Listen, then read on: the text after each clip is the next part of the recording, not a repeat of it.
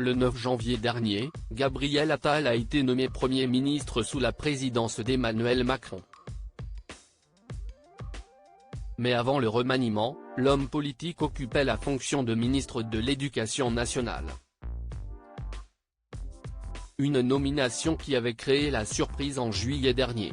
De par son jeune âge, 34 ans, l'ancien ministre des Comptes publics était alors devenu le plus jeune titulaire du poste de la VE République.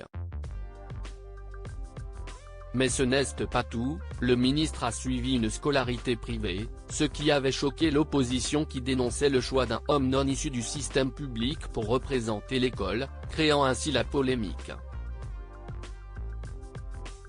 Gabriel Attal a, en effet, suivi son cursus à l'école alsacienne, un établissement privé fondé au XIXe siècle, établi dans le 6e arrondissement de Paris dans lequel ont également étudié Léa Salamé qui présente tous les samedis soirs sur France 2, l'émission Quelle époque, Elisabeth Badinter, Jean-Paul Belmondo, ou encore Benjamin Castaldi.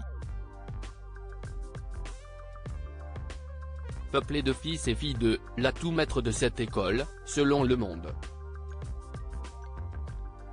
FR, elle a mis en avant des compétences dites non cognitives, réseau, acceptation d'autrui, image de soi, confiance en soi, mais surtout le réseau. L'élève a la certitude que quoi qu'il fasse, il s'en sortira toujours. Qui sont les ministres du gouvernement Attal? Gabriel Attal, obligé de se justifier lors de la passation de pouvoir avec son prédécesseur, l'ancien ministre délégué chargé des comptes publics avait ainsi dû se justifier sur sa légitimité à occuper ce poste de ministre de l'Éducation nationale, une crédibilité remise en cause au regard de son parcours scolaire. Oui, j'ai été à l'école privée, avait-il lancé dans un premier temps, comme l'avaient rapporté nos confrères de BFM TV.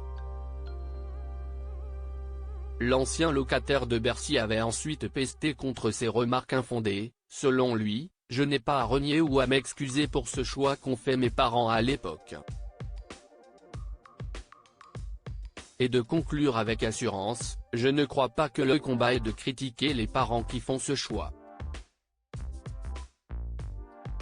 Le combat, si est au contraire de garantir que l'école, que toute l'école, puisse apporter à tous les parents l'essentiel de ce qu'ils attendent pour les enfants.